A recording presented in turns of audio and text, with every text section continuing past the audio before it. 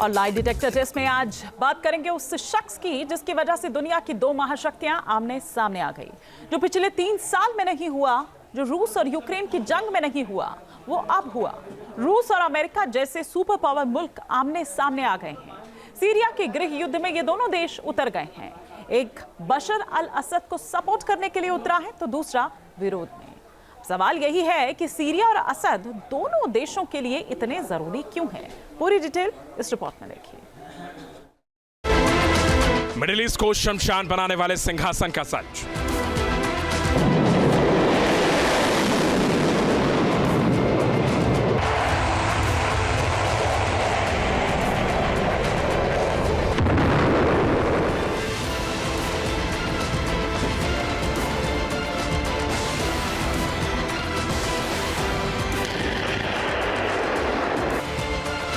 Syria में अमेरिकी लड़ाकू विमान बम बरसा रहे हैं।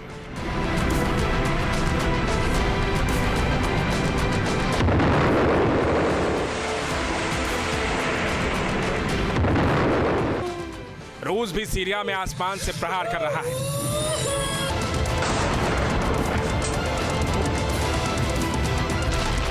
सीरिया की धरती पर कई टन बारूद बरसाया जा चुका है और आगे भी कई टन बारूदी बारिश की आशंका है।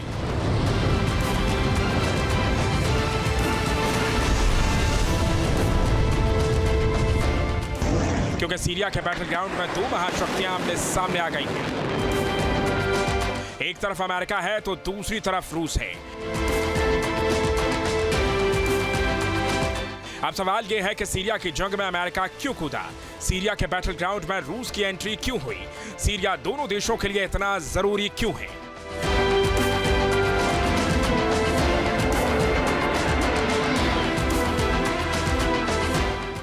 ये वो सवाल है जिसका जवाब पूरी दुनिया जानना चाहती है। सवाल यही है कि आखिर सीरिया के गृह युद्ध में अमेरिका का क्या इंटरेस्ट है, जिसकी वजह से अमेरिकी एयरफोर्स से सीरिया में असद सरकार के विरोध में मैदान जंग में है।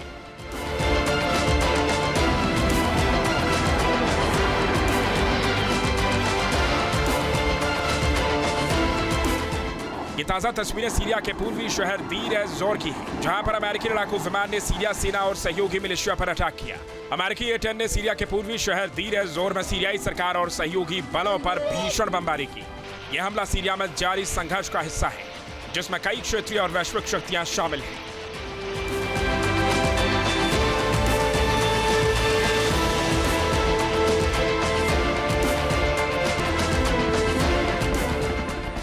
यह उत्तर पूर्वी सीरिया का हसाका है, जहां पर आसमान में अमेरिकी सेना का CH-47F चिनूक हेलीकॉप्टर गड़गड़ा रहा है। सीरियाई सरकार के विरोध में अमेरिकी मैदान जंग में उतर गया है। सीरिया में किसी भी कीमत पर वो रूस को बैकफुट पर लाना चाहता है, क्योंकि मिडिल ईस्ट में सीरिया रणनीतिक रूप से काफी अहम देश है। सीरिया के जरिए रूस मिडिल ईस्ट में अपनी धाक जमाना चाहता है और यही वजह है कि सीरिया के गृह युद्ध में रूस और अमेरिका दोनों ओर से जोर आजमाइश हो रही है। जो यूक्रेन में नहीं हुआ वो सीरिया में हो रहा है।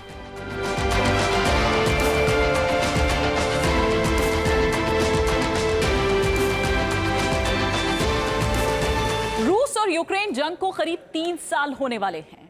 जंग में यूक्रेन को अमेरिका सहित नेटो के देशों का समर्थन मिल रहा है, गोला बारूद और हथियार भी मिल रहा है, मॉरल सपोर्ट भी मिल रहा है। लेकिन यूक्रेन के लिए अमेरिका बैटल ग्राउंड में नहीं उतरा। सीरिया में इसके उलट हो रहा है। सीरिया में तो रूस और अमेरिका आमने सामने आ गए हैं और जंग की धुरी बने हैं बशर अल असद। रूस असद के सपोर्ट में है तो अमेरिका असद के विरोध में। अब सोचिए कि असद कितने ताकतवर इंसान हैं जिसके लिए महाजंग की जो आहट है वो सुनाई देने लगी है। बाइडेन और पुतिन आमने सामने आ गए हैं। सीरिया में सिंहासन की जंग विनाश की वजह बन रही है। एक सिंहासन जिसकी वजह से सीरिया बार बार विनाश की विभीषिका झेल रहा है। इसी सिंहासन और इसके बादशाह की वजह से सीरिया एक बार फिर से गृह युद्ध में झुलस रहा है। टैंक आग के गोले उगल रहे हैं। आसमान से विनाशकारी मिसाइलों का प्रहार हो रहा है। अमेरिका और रूस दोनों देशों की सेनाएं सीरिया की धरती पर इतना प्रहार कर रही हैं जिससे सीरिया दहल रहा है। लोग खौफजदा हैं। दोनों ही कंट्रीज दुनिया में एक तरीके से यूएस अपना यूनिपोलर जो लीडरशिप है उसे एस्टेब्लिश कर रहा था और कर रहा है, और रशिया वापस आना चाहता है कि यस चैलेंजिंग जिसको बोलते हैं हम यूएस को कर रहा है कि हम भी एक बहुत बड़ी पावर है और सुपर पावर है, अपने आप में आप अकेले नहीं है। एक असद को बचाने में जुटा है तो असद को तख्तो ताज से उखाड़ फेंकना चाहता है। सीरिया की इस जंग के सबसे बड़े दो किरदार हैं जो लंबे वक्त तक सीरिया के सिंहासन पर बैठे रहे हैं। पहले उन किरदारों से मिल लीजिए। बशर अल असद साल 2000 से सीरिया के राष्ट्रपति हैं। बशर अल असद ने अपने पिता हाफिज अल असद की मौत के बाद सीरिया की गद्दी संभाली। हाफिज अल असद 1971 से 2000 तक सीरिया के राष्ट्रपति थे। सीरिया में करीब 54 साल से बाप बेटे सत्ता में हैं। असद परिवार ही सीरिया में 54 साल से सत्ता का सुख भोग रहे हैं। जानकार बता रहे हैं कि सीरिया का सिंहासन ही गृह युद्ध की असली वजह है। सीरिया का सिंहासन ही सीरिया के लोगों के लिए मानव अभिशाप बन गया है, जिसकी वजह से सीरिया में बारूदी बारिश हो रही है। सीरिया में बाप बेटे की इस जोड़ी के बारे में आगे बताएंगे, जिनकी वजह से सीरिया झुलस रहा है।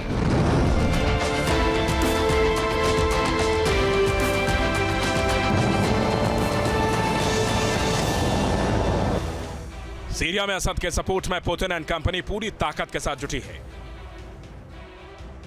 रूस के एयरफोर्स ने HTS विद्रोहियों पर हवाई हमला किया। अलेप्पो दमश्क हाईवे पर आसमान से भीषण बमबारी की। रूसी सेना यहां पर सीरिया सरकार के समर्थन में जंगी मैदान में है और विद्रोही गुटों का समूल नाश करना चाहती है। HTS को तुर्की का समर्थन हासिल है।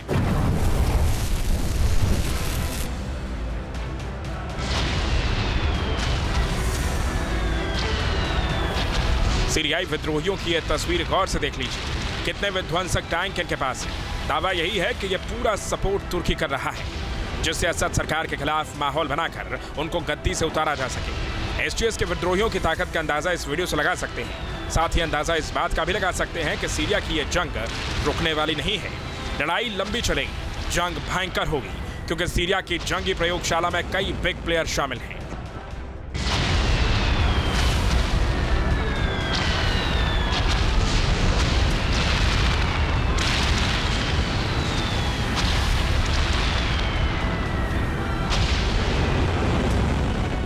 सीरिया में जो जंग छिड़ी है उसमें सभी के अपने अपने हित हैं। लिहाजा सीरिया की धरती महाजंग की फिर से प्रयोगशाला बन रही है। कुछ देश असद के साथ खड़े हैं तो कुछ देश ऐसे हैं जो कि असद के विरोध में हैं। अब सीरिया में कौन किसके साथ है, ये इस ग्राफिक्स के जरिए हम आपको बता रहे हैं। असद सरकार के साथ कौन है और कौन है जो विद्रोहियों के साथ खड़े नजर आते हैं। असद सरकार के साथ है रूस, ईरान और इराक। अब इसमें सबके अपने अपने हित हैं, वो भी हम आपको यहां पर बताएंगे। लेकिन विद्रोहियों के साथ कौन कौन है? विद्रोहियों के साथ खड़ा है अमेरिका, तुर्की, इजराइल और यूक्रेन।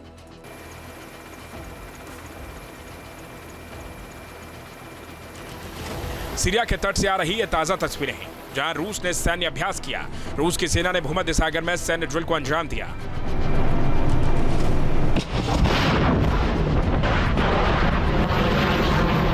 इस सेनाभ्यास में रूसी नौसेना और रूसी एरोस्पेस फोर्सेस की संयुक्त टुकड़ियों ने भाग लिया। ड्रिल में समुद्र और हवा से हवा में मार करने वाली मिसाइलें दागी गईं, जिससे जंगी मैदान में असद के समर्थन को तेजी मिली।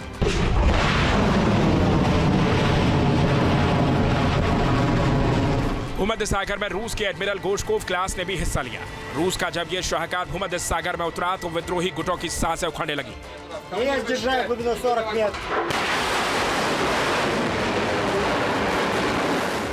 रूस की इस ड्रिल में 1000 सैनिक, 10 जहाज, 24 विमान शामिल हुए। साथ ही MiG-31I लड़ाकू जेट ने भी हिस्सा लिया।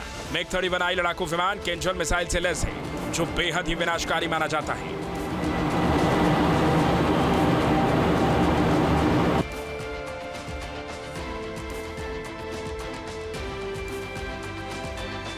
सीरिया मिडिल ईस्ट का वो देश है जो रणनीतिक लिहाज से बेहद जरूरी है। लिहाजा यहां पर रूस और अमेरिका दोनों अपनी मौजूदगी चाहते हैं, क्योंकि मिडिल ईस्ट को अगर पूरा कंट्रोल करना है तो सीरिया पर पकड़ मजबूत होनी चाहिए। और ग्राफिक्स के जरिए हम आपको बता रहे हैं कि क्यों आखिर जो सीरिया है वो जरूरी है।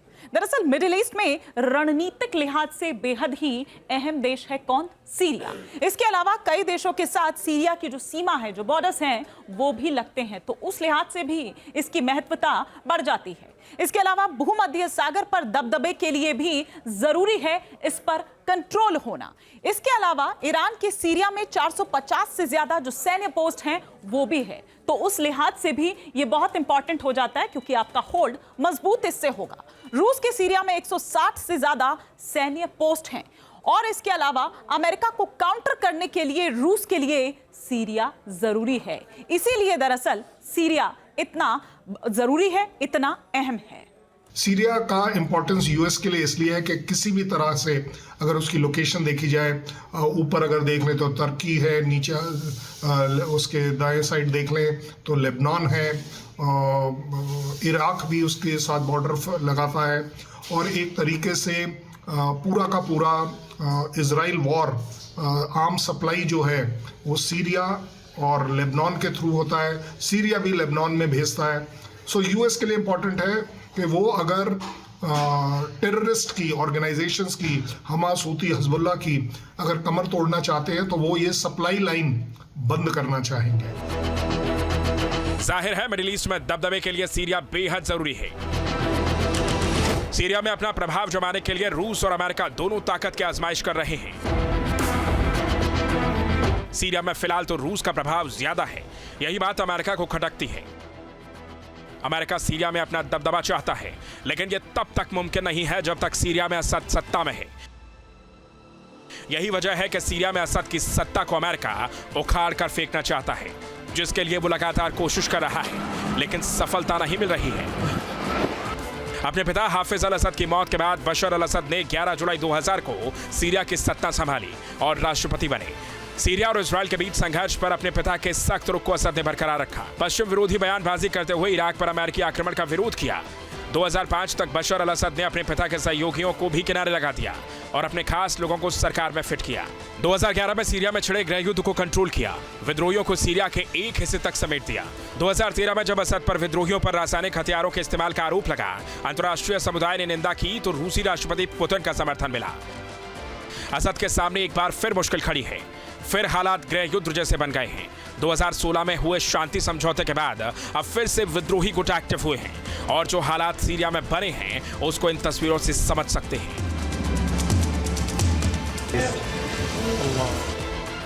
8 साल बाद अलेप्पो शहर में घुसे सीरियाई विद्रोहियों ने पूरे शहर को मानो बंधक बना लिया है। हर जगह उनकी ही मौजूदगी है। अलेप्पो शहर से आ रही ये तस्वीरें डरा रही हैं।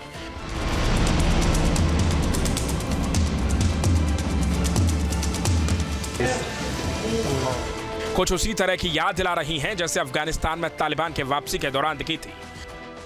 शहर के सबसे खास और वीआईपी इमारतों पर एचटीएस का कब्जा है। इतना ही नहीं, सीरिया के राष्ट्रपति के घर पर भी विद्रोहियों का कब्जा है।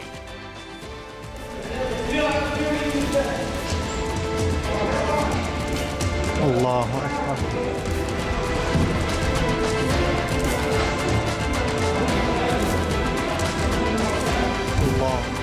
सीरियाई विद्रोहियों ने घूम घूम कर पूरे महल की रेकी की और तोड़फोड़ की और हर जगह अपनी मौजूदगी दर्ज करा रहे थे।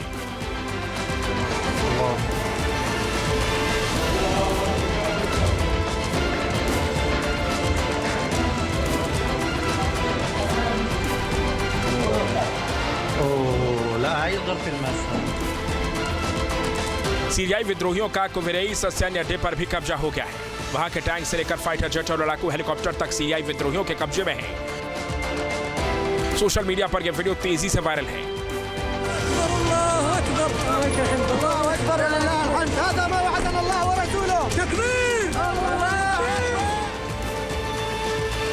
ठीक वैसे ही दुनिया दंग और परेशान जैसे उस वक्त थी जब अफगानिस्तान में तालिबान की वापसी हुई थी। ऐसा नहीं है कि केवल अफगानिस्तान से ही ऐसी तस्वीर आई थी, बल्कि अभी हाल ही में हूती विद्रोहियों ने भी लाल सागर में कार्गो शिप पर हेलीकॉप्टर उतारकर उसे अपने कब्जे में ले लिया था।